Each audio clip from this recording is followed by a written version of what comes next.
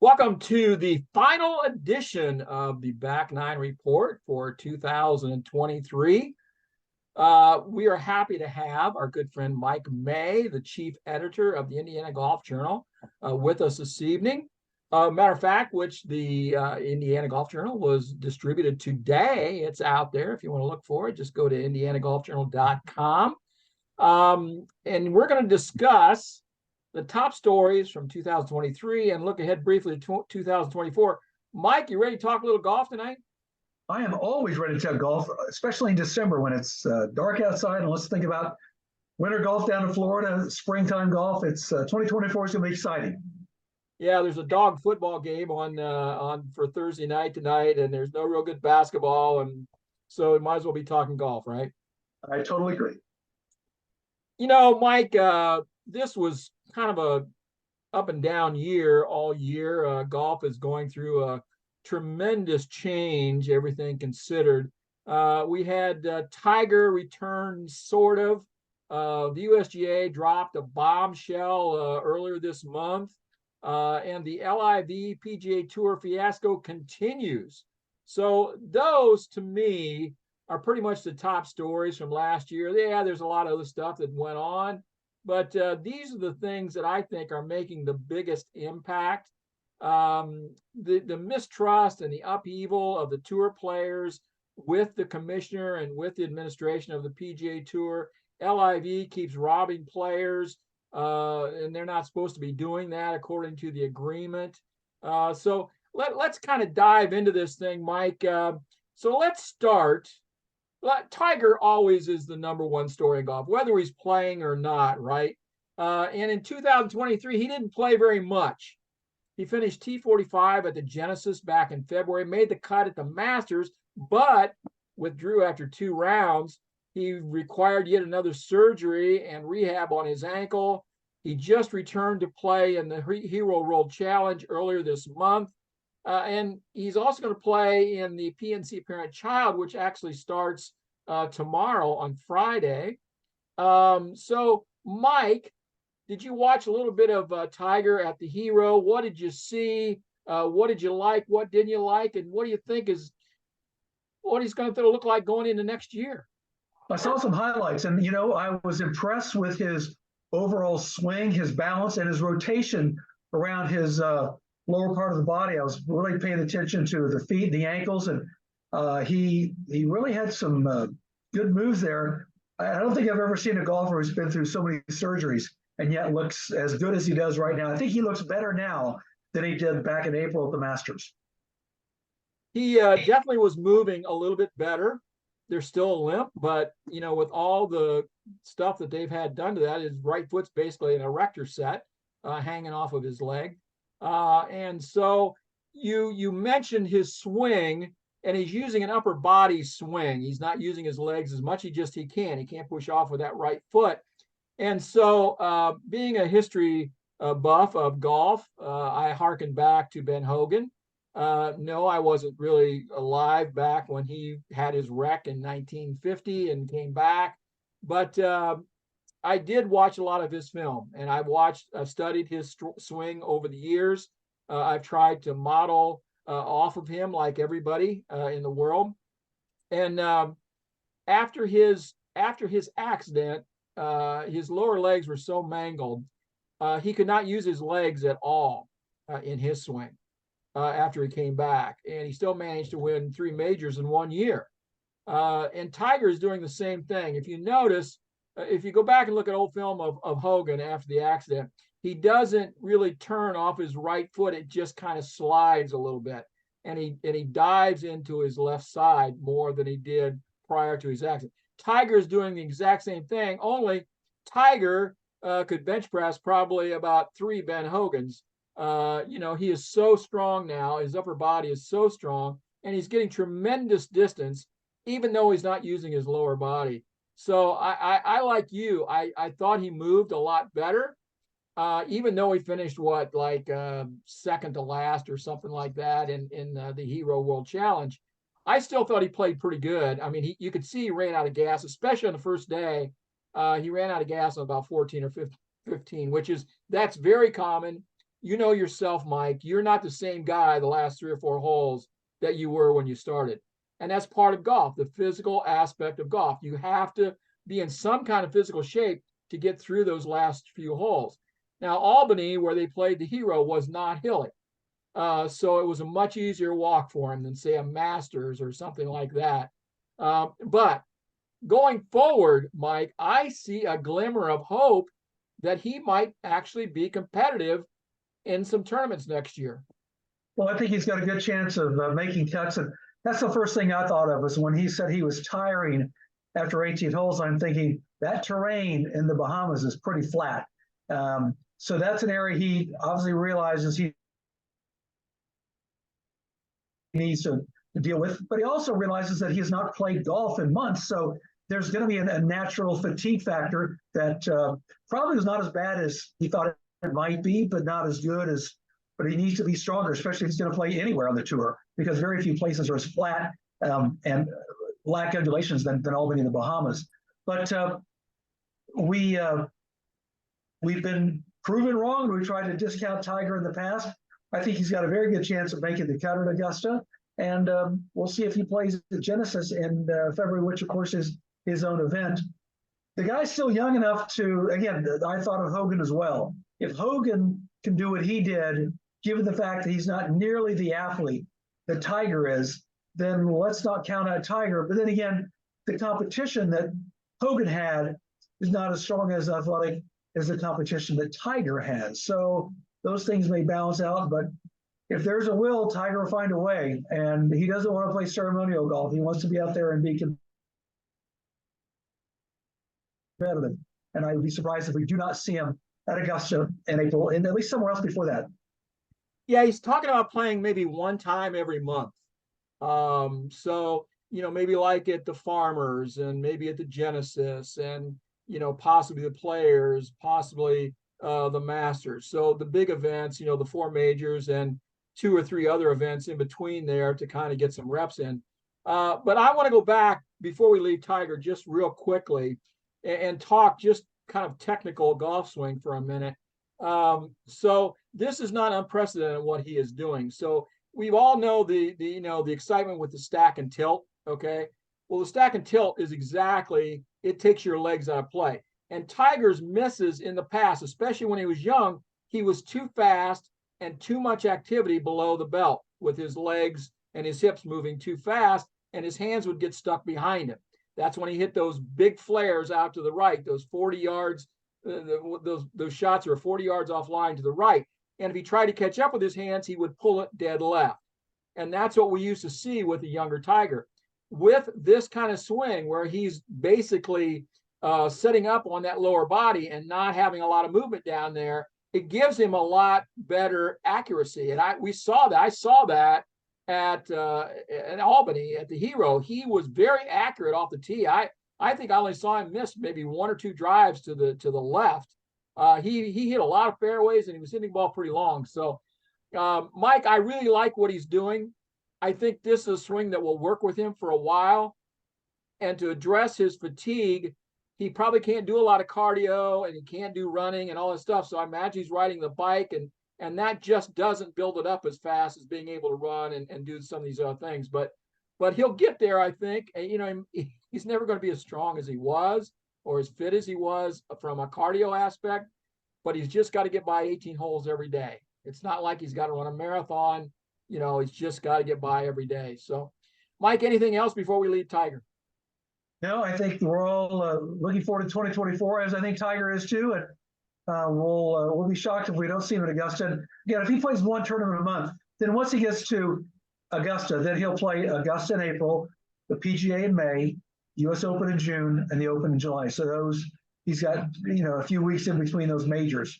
And of course the Open Championship, generally speaking, is not on difficult grounds. It's very roly-poly, but nothing hill-like. And the U.S. Open's at Pinehurst, and you played Pinehurst more than I will. So it'll be good to see how he does. And nobody wants to count him out because he's not even 50 years old yet. Yeah, Pinehurst has a few hills, but it's not terrible bad, not like Augusta or anything like that. So, yeah, it would be an easier walk for him. You're right. Mike, let's talk a little bit about the USGA and the bombshell they dropped earlier this month. Last week, actually, the USGA and the R&A made their long-awaited announcement that golf balls would be rolled back for everyone, Mike. Your 290, 300-yard drives are a thing of the past, buddy. You're only going to hit about 275.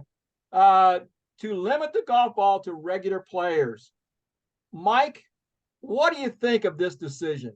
I know I got a lot to say, so I'm going to let you start off. I am totally against this idea.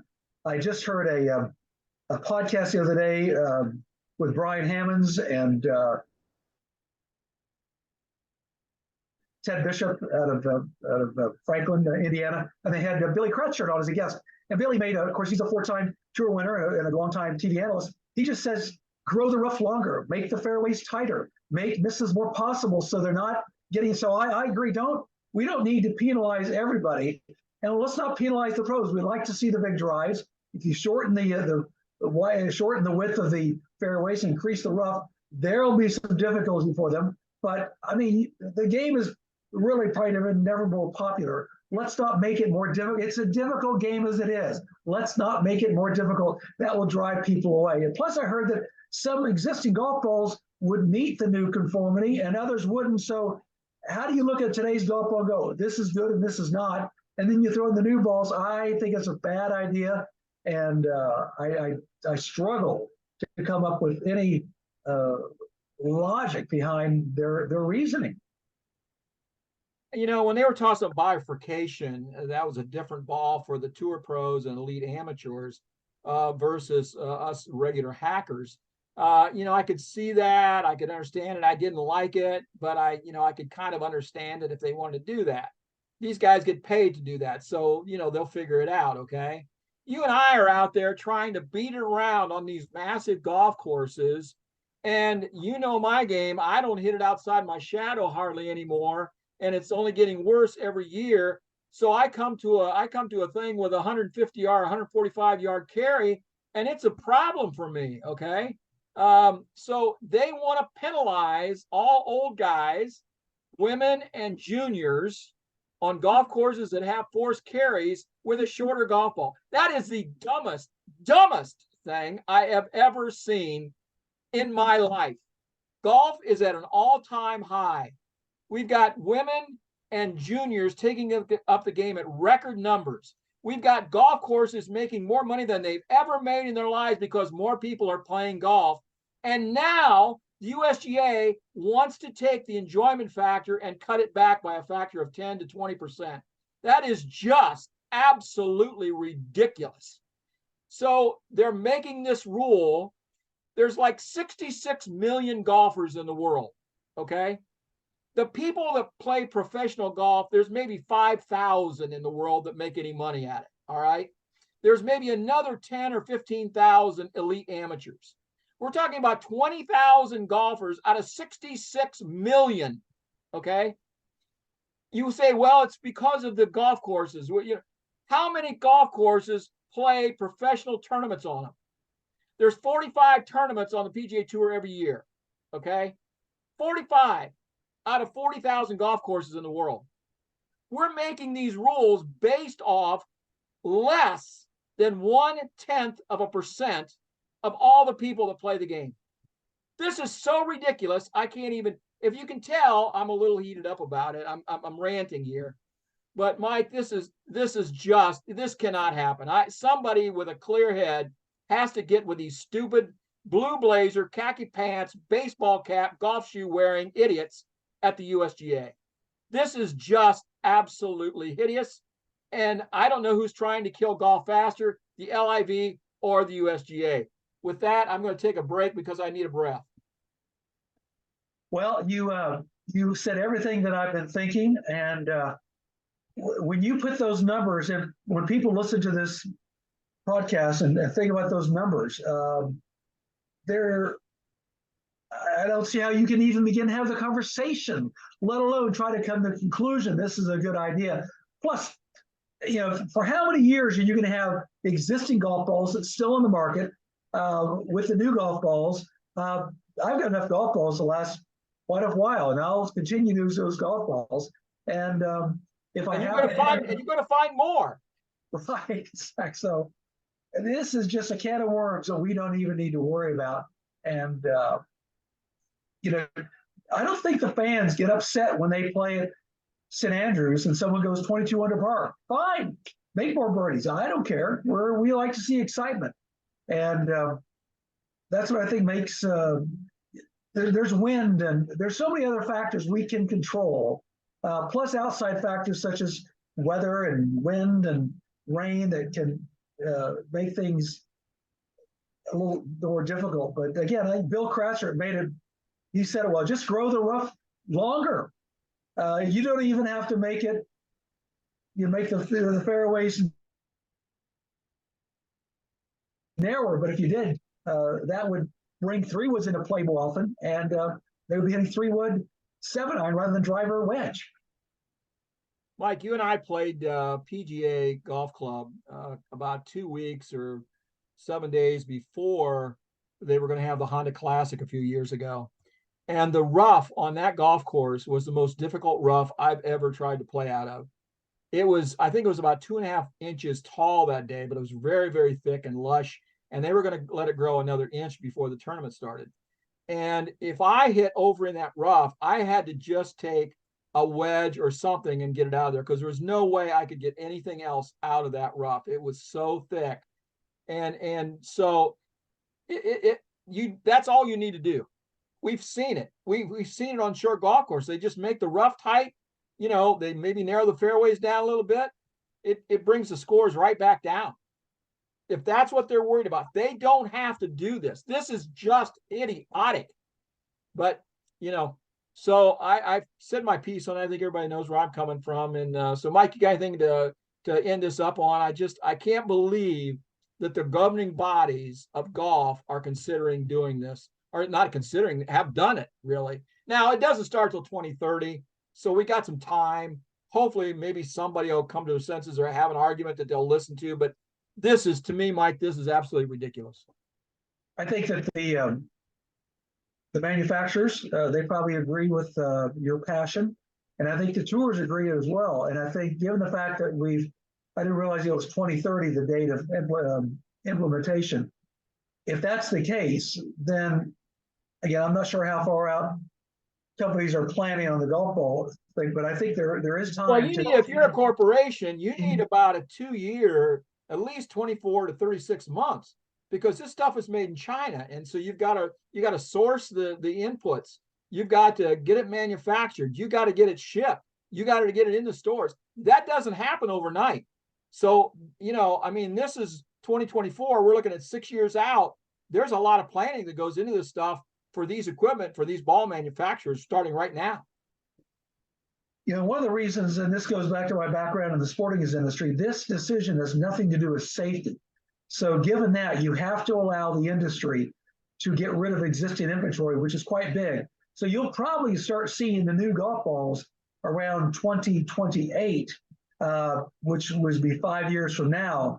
But as you know, and you and I know so well, golf balls hang around golf courses in the rough and can be found years later. And it will, I'm not sure how they're going to differentiate the new ball from the old ball, especially given the fact that some existing balls will conform to the new ball, but you're not going to pick them up out of the rough and have them marked. So we have some muddy water going on here, and it's up to the tournament organizers, which I'm sure PGA Tour, DP Tour, Korn Ferry Tour, they're not in favor of this because this just makes things more complicated and difficult. And I think it takes away some of the fun factor that the fans come to watch.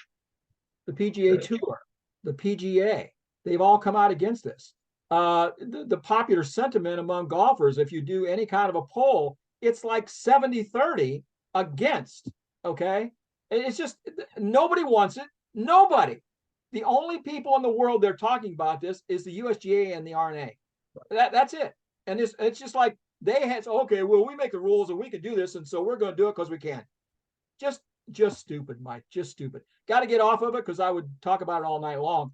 Let's talk about issue number 3, storyline number 3 that we want to talk about. And of course, for some people, we let off the show with Tiger and we talked about the golf ball rollback.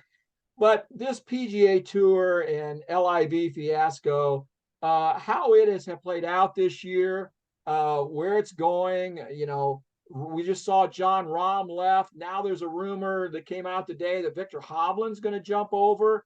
If Victor Hovland could get 500 million or whatever John Rahm got, why wouldn't you do it? I guess, I mean, if they're going to pay that, go get it. But guys, we've been following this LIV PGA Tour dogfight for over 2 years. And earlier this week, the PIF fund and Jay Monahan, earlier this year, back in June, the PIF fund, Yasser Al-Rumayyan and Jay Monahan came to a handshake agreement to create a new world golf entity, with the PIF pumping $3 billion into the PGA Tour, and Monahan would remain as the CEO of this new world entity. The supposed deadline to formalize an agreement is this coming December 31st, just a couple weeks from now. And everything still seems to be up in the air, Mike. The players are not pleased. Other financial investors have been turned away. It seems to me that even by putting up this much money, the tour would be giving up their autonomy and would open themselves up to more government control and scrutiny. So, Mike, I ask you, is this PIF PGA Tour merger still a good idea for the tour? I think it is, because right now we have two different entities existing, and both are not thriving. The level of interest in both is on the decline. And I could see the two existing if there was some type of agreement, but we've talked about it. We've heard about the potential of an agreement. But again, tomorrow is the 15th of December, and that gives them 16 days, which does not give them a lot of time to come up with some type of proposal. The world of men's golf is in a quagmire, and it's not good. And until they can get some regularity, it will continue to spiral in the wrong direction. And, while the departure of people like Rahm and maybe Victor Hovland and possibly Tony Finau creates an opportunity for another player to join the PGA Tour from the ranks, the tour is losing its stars. And I can think of more stars on LIV than I can off the top of my head on the PGA Tour. And I thought that would never be the case. Scotty Scheffler, Rory McIlroy, Justin Thomas, and Jordan Spieth, they're now your four big names. Tiger's not out there all the time. Rahm, DJ, Brooks Koepka, Cam Smith, they've all gone to LIV. They're gone. Okay. So, this is, you brought up a really good point. People are not excited about watching golf. Like myself, this fall, after the FedEx Cup playoffs, I could not bring myself to watch golf on TV. I really didn't care about it. None of the big names were really playing. Justin Thomas played a little bit to get ready for the Ryder Cup. That was about it. Okay. It's really the fall tour now is really just a glorified Korn Ferry event. Okay. And those tournaments are pissed. Okay. I was talking to somebody today about Pebble Beach, about the AT&T. They are not happy. They're not getting the names. They're not even getting the names that are left. Jordan Spieth's about the other guy I know that goes up there and plays, because you've got the Genesis out on the California. You've got the Farmers out there. The guys playing those, and they don't play. They don't go up in the cold weather up by San Francisco and Monterey and play in Pebble Beach. Besides that, they have to play with amateur hacks. They sure don't want to do that in 5.5, 6 hour rounds in bad weather. So, the other part of this then is the sponsors.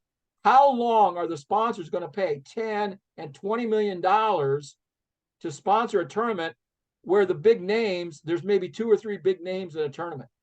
They want the guys. They want Dustin Johnson. They want Brooks Koepka. They want these guys. Okay. They don't want the second tier players. That's not what they're looking for. That's not what they're paying for. And now, Mike, the report is that the tour is going to the sponsors, to the tournaments, and telling the tournament directors, we need more money back. We need another 10, 15, 20% of your take. So who's going to hurt? That's going to hurt the charities that these tournaments support. That's what my big deal is against the LIV. It's all for profit. The LIV is all for profit. There's nobody benefiting from those tournaments. When a tournament, a PGA Tour or an LPGA tournament comes into your town, there's a significant amount of money that goes into the charities in that area. For example, I just got a note today from, well, I know that the Corn Ferry Tour in Columbus supports Nationwide Children's Hospital. The LPGA event in Toledo normally generates about $500,000 to like 20 some charities around Toledo, all children's charities. The memorial generates 1.6 to $2 million every year for charity. The Players Championship down there in Florida generates $7 to $8 to $9 million to charity every year. Okay. Now the PGA Tour wants that money in their checkbook. They don't want that going to that. We got to have more money, guys. So you're delivering a lower product, a lower quality product, and you're charging more. How does that work if you're McDonald's or Ford or whatever product you're selling? Does that work? It wouldn't work in my book, and I think it wouldn't work in most people's books. I heard the same thing just the other day, and I was like astonished that the PGA Tour is asking more and delivering less. My philosophy to deal with sponsors is under promise and over deliver, and then you'll make a happy sponsor. In this case, the PGA Tour just doesn't have the big names, because Jordan Spieth will not play every week. Scotty Scheffler will not play every week. Neither will Justin Thomas or Tony Finau or whoever's left. So it's if anything, I would be asking less for sponsors and try to deliver more, and then maybe next year, the year after, try to go get more. But again, I don't understand the reasoning behind this increased ask. The time is not good. The product is not as what it once was, and I think TV interest is going down. PGA Tour events traditionally do not draw big numbers, but they draw significant numbers. But now those numbers are going down. Even Ted Bishop, in his recent podcast, said in a survey of his members, 38% of the respondents are watching less men's professional golf on TV. And that's just one small sample from one club in Indiana, and it's probably symbolic of around the country. Mike, I mentioned to you earlier, I can't enjoy it without the guys there that I want to see. I can't enjoy it, and I know I'm not alone in that. Okay, and I think that number will hold true. I think the numbers in golf viewership are going to plummet. Nobody's watching the LIV. I mean, there's no audience there at all. It's just being propped up by Saudi money. And so the PGA Tour has to deliver a product that people want to see, or they're not going to be on the air because the sponsors are not going to pay for it. And so the tour players are going to be out of business. They are basically killing their product. I don't think they understand it. They're all getting their money in their pocket now, and they could care. But I'm telling you what, the pros that are the kids that are in college now and junior golfers now that are going to be in the pros 10 and 15 years from now, they're going to feel the effects of this. It's like everything else. We went through a golden age here. Golf boomed. We had this boom. It's gonna have a dip, and that dip is coming much sooner than later, Mike. I agree. The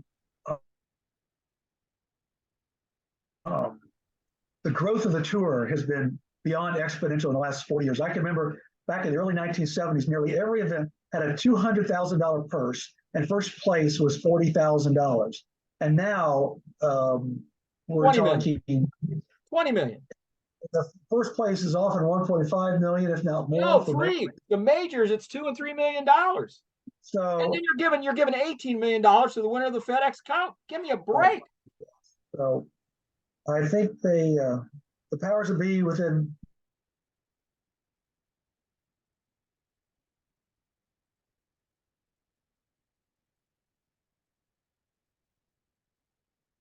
really need to look at what they deliver and they need to consider how they spend the money, because that money doesn't go on forever.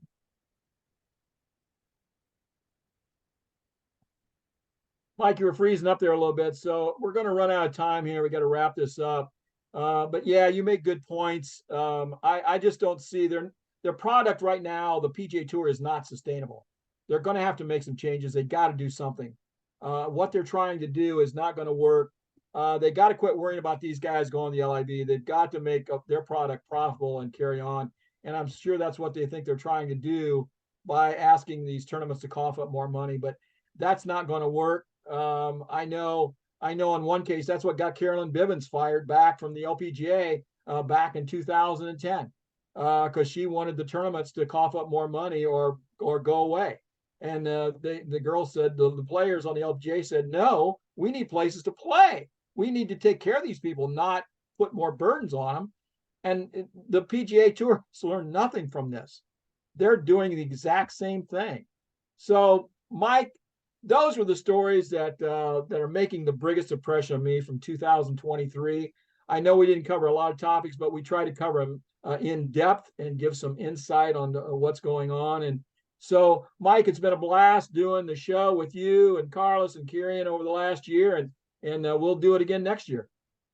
One final thought. Again, 2023 has flown by. I think the big winner of all this may well be the LPGA. It is stacked with talent from around the world, Asia, America.